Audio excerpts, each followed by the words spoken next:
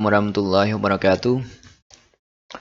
In today's video, I am going to show you how to install add-ons in XenForo community platform PHP script. In that we installed in our previous video and set up the basic options all. And now the second one, add-ons, how to install it.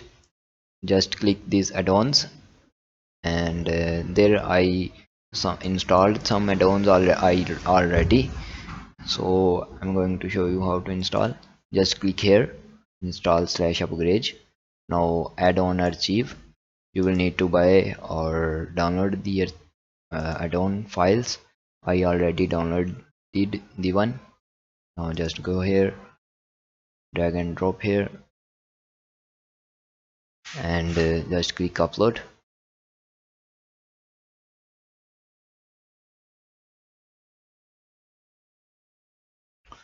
If it is a correct add-on file, then it will show you like this: which add-on, name, action install, and its version. Confirm actions. Now it will take some time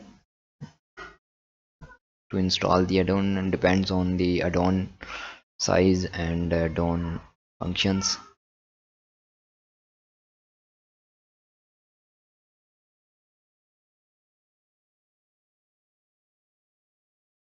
Okay, it's done, I think.